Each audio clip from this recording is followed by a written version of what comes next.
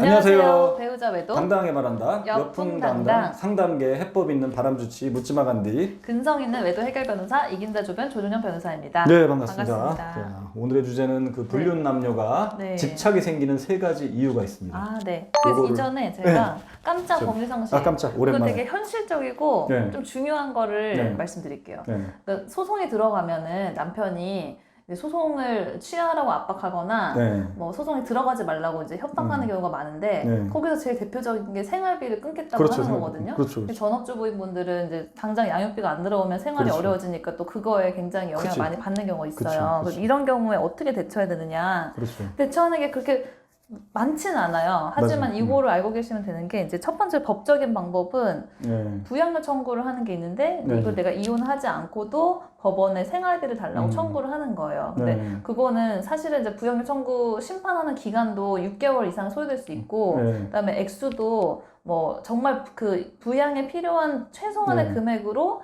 한정되고 그다음에 그렇죠. 남편이 뭐 한 50만 원, 60만 원 정도는 그래도 주고 있다. 이렇게 네. 일부라도 주고 있으면 잘 또 받아들이지 받아들이지가 않는 거 그렇죠, 않더라고요. 그래서 이거는 사실 크게 실효성은 없지만 또 어쨌든 소송비도 들 수 있고. 소송할 때 또 돈도 들고 돈 들고. 배보다 배꼽이 더 클 수 네, 있는. 그래서 이거는 그렇게 그렇지.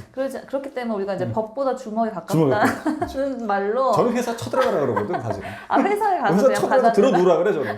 그럼 창피해서 주더라고. 그러니까 약간 그런 것도 네. 도움이 될 수 있고 네. 그냥 내가 직접 확보하는 게 제일 빠른 것 같아요. 그러니까 남편의 뭐 카드를 쓰는 경우가 많잖아요. 네, 그쵸, 그쵸. 네, 생활비 쪽으로. 그럼 네. 이제 그거로 다쳤어. 그냥 바로 그냥 현금 서비스를 받는 거예요. 풀로 그냥 몇 나봐도- 천만 원을. 맞아. 네, 되는 만큼. 근데 이게 또 없는 인간들이 많더라고요. 그치?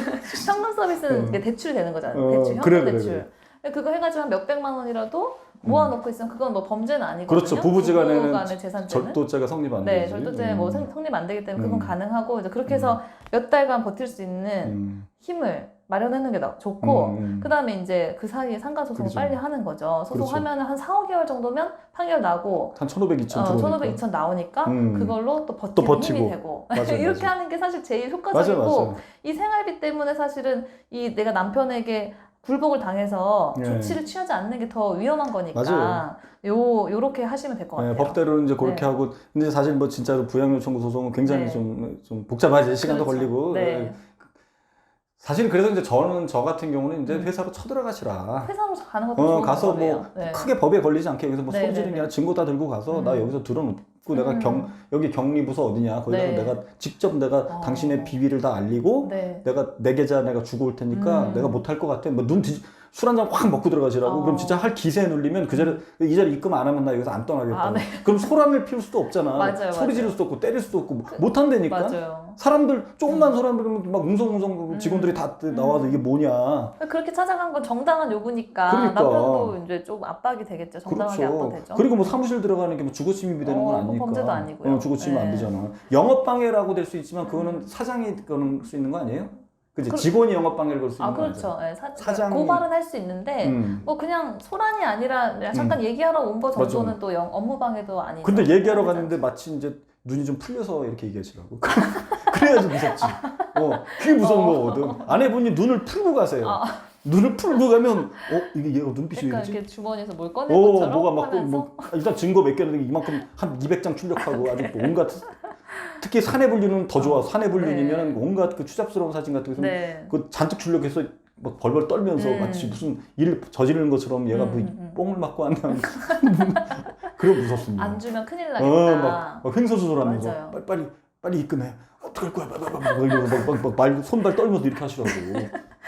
약간 발작이를 키듯이 그게 무서운 거거든요. 그 집안에 있는 집기를 뭐 처분하는 것도 죄는 아니니까 그러니까. 당장 생활이 어려우면 이제 그렇게라도 해야 되고 예. 그리고 이제 카드를 이제 그 긁는 걸 제가 알려드렸더니 가서 이제 물건을 사신 경우가 있어요. 뭐 안마기 같은 거 몇백만 원짜리 하는데 그렇죠. 그 물건을 샀더니 남편이 바로 도난 신고를 하더라고요. 그렇죠. 도난 신고하면 그 물건 판 회사에서 그거를 바로 다시 결제 취소해가지고 물건 다시 환불해 가더라고요. 그러니까 그건 별로 좋은 방법 아닌 것 같고 그냥 그렇죠. 무조건 현금을 현금. 찾으시라. 그렇죠. 네. 현금. 그게 좋고 뭐 남편 통장에 접근이 가능하면 통장에 있는 돈 빼오는 것도 그것도 범죄는 아니에요. 아니면은 뭐 집에 있는 뭐 감 나가는 거 남편 노트북이나 이런 거 그냥 파세요.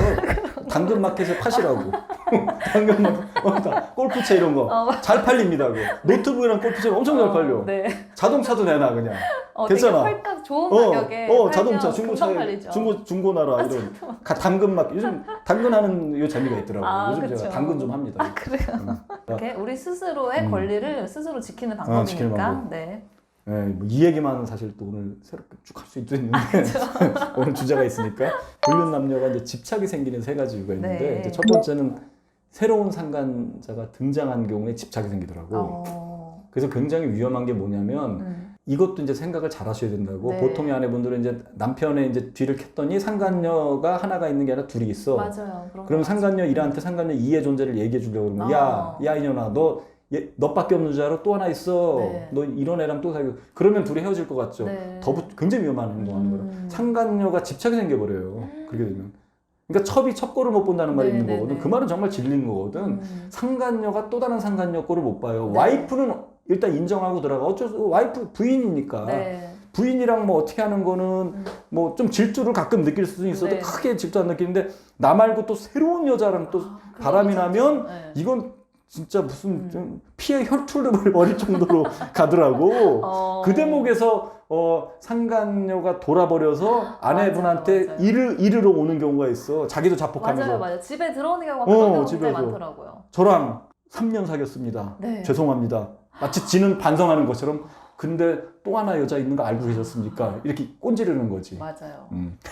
그거 있습니다. 너무 공감해요. 그런 사례가 되게 많거든요. 그러니까 상간녀가 가끔 미친 짓을 할 때가 있는데 그게 그냥 불륜할 때가 아니라 꼭 그렇죠. 제3의 인물 나타났을 때. 제3의 인물 그때 돌아버리더라고요. 진짜. 그리고 가끔 저도 실제로 상담을 하는데 가끔은 그 상간녀 분이 상담 신청한 거야. 나도 몰랐지. 그 처음에 걸러지지가 않은. 그랬더니 사실은 제가 죄송한데 제가 너무 절박해서 그런데 제가 사실 상간녀입니다. 그래서 아니 이 사람 왜 이러지? 무슨 염탐을 하려고 그러나? 근데 그게 아닌 거야. 자기도 너무 고통스러운 거야. 다른 상간녀 때는 자기가 지금 3년째 거의 반 동거하다시피 이 사람이 집을 나왔대. 동거하다시피 하는데 또 새로운 여자가 생겼다는 거야. 너무 고통스럽대. 이거 방법 좀 알려달라는 거야. 그걸 알려주셨어요? 아니 이건 비밀입니다. 제가 어떻게 했는지는 나중에. 어쨌든 이거 좀 애매한 거야. 저야 그 본처에 대한 저는 늘 그 로얄티가 있는 사람이니까 저는 늘 본처 중심으로 생각하니까 뭐 저한테 좋은 얘기 듣지 못하지. 그런 경우죠. 네. 사실 저도 이렇게 뭐 변호사는 원래 원고 피고 다 대리하잖아요. 그렇죠. 근데 이제 저는 주로 원고를 대리하긴 하는데 또 이렇게 그러다 보니까 그러니까 가끔 피고가 전화를 해서 상담할 때가 있거든요. 그렇죠. 제가 상간녀인데 소송을 당했다. 어떻게 해야 되냐. 맞아.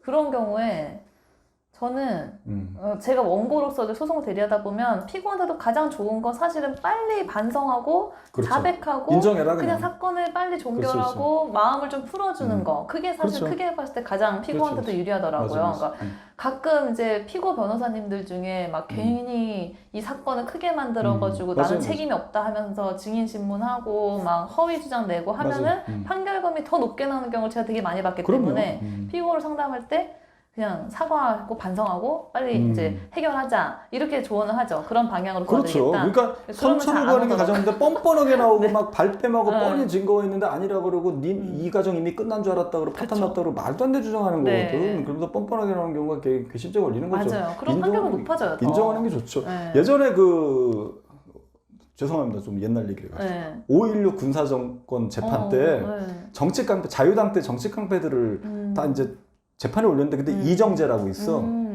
영화배우 이정재가 아니야. 이정재 깡패 있어. 동대문 깡패 이정재, 뭐 임화수, 영화사 사장인데 깡패야. 그리고 뭐 유지광도 깡패. 유지광은 이정재랑 같이 이렇게 규합되어 있는 깡패. 근데 한 5명인가 몇 명이 다 사형을 받은 거야.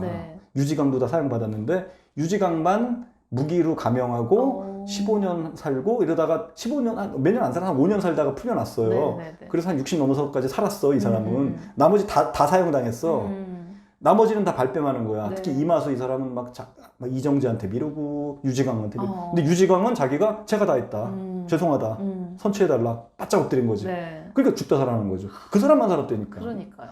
그런 살길이에요, 살길. 그러니까 네. 그렇게 하는 게 맞는 거라고. 판사도 인간이기 때문에. 맞아요. 그러니까 저도 사실 피고를 그걸 한번 해보고 싶더라고요. 피고를 내가 대리해서 가정의 그러니까 이 사건을 가장 잘 피고 입장에서 네. 그러니까 그 모든 상황에서 잘 대변할 수 있는 피고의 뭐 입장을 대변한다는 게 아니라 피고의 입장에서 네. 가장 빠르게 사건을 수습할 수 있는 그런 대리 그러니까. 이런 걸 해보고 싶더라고요. 근데 피고분은 저한테 잘 안 오시더라고요. 그렇지. 또 그 얘기들은 피고는 자체가 약간 좀 뻔뻔한 경향이 많아서 그렇게 얘기를 귓등으로도 안 들어. 그쵸. 아이씨 뭐야 이거 뭐, 나는 나한테 그렇게 억울하- 하라고? 나 억울해.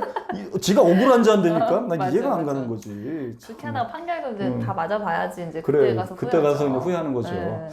그리고 이제 요 새로운 상관자가 등장할 때 좀 위험하다. 네. 집착으로 갈 수 있다. 네. 그리고 집착으로 가면 이제 떼내기가 어려워지니까. 네. 그리고 이제 두 번째는 이제 남편이 자꾸 뻥을 치는 거야. 아, 이혼을 안 하면서 이혼할 것처럼. 그게 이혼. 세월이 흘러가는데 이 여자는 절박한 거야. 네. 이거 두 가지야. 그 상간녀가 어떤 경우에 남편이 이제 이혼 안 하면서 계속 미적거리고 있는데 상간녀가 아예 젊거나 네. 아예 나이 많은 이혼녀거나 하면 네. 괜찮아요. 네, 네, 그냥 네. 넘어가. 또 유부녀면 괜찮은데 맞아, 맞아.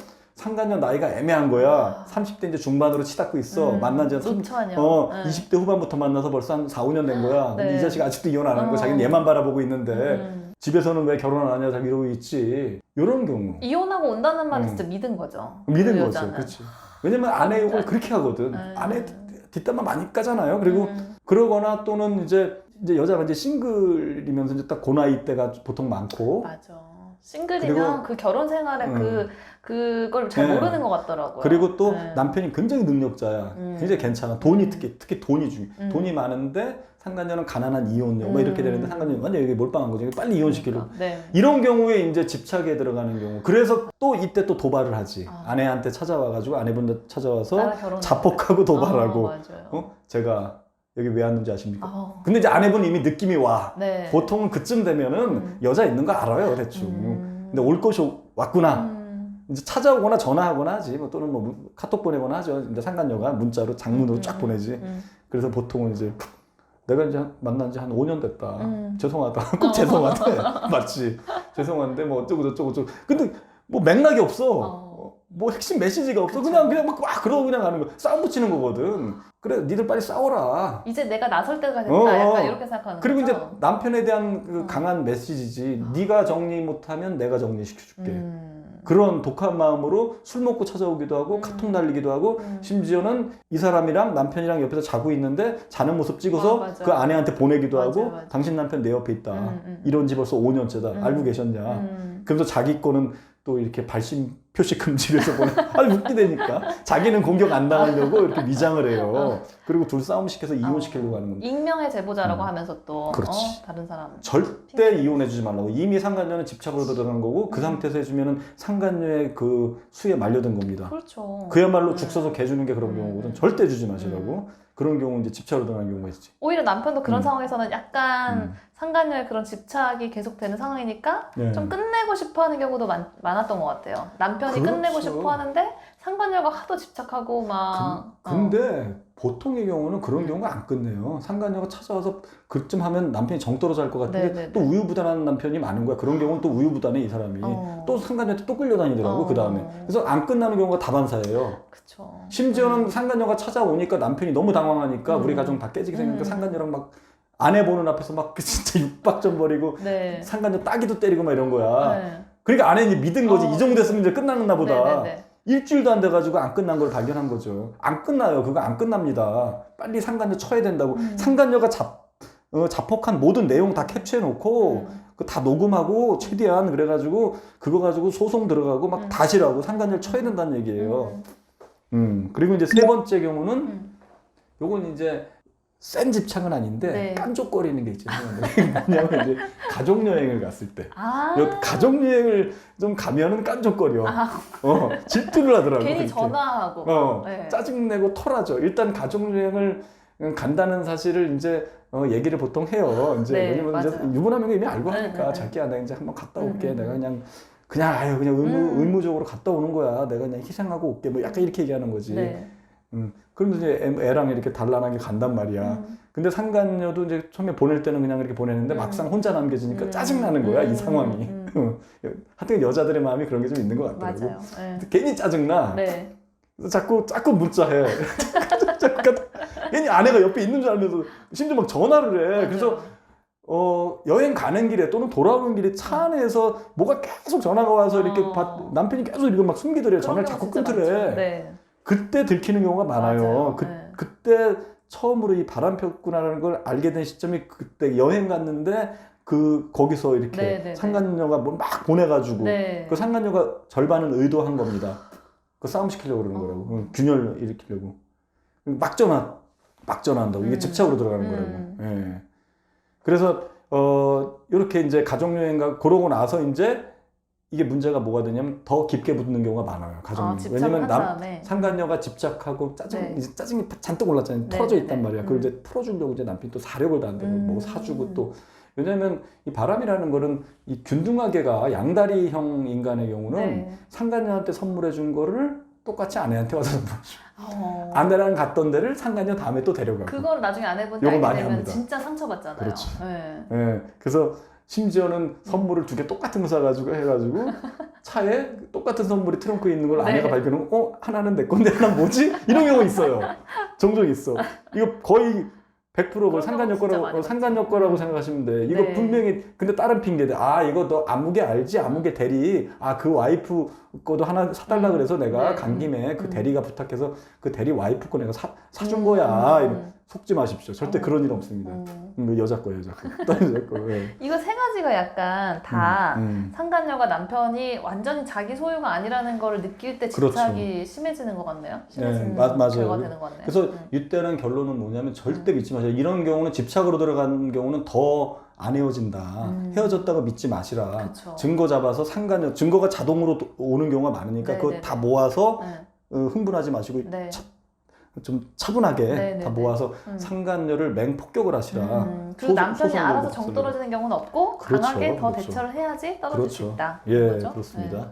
자, 오늘은 여기까지 하시고 저희 역풍당당 바람씨 센터 저희 카페에서 많은 활동 부탁드릴게요. 여러분 안녕. 다음 시간에 또 봬요. 안녕.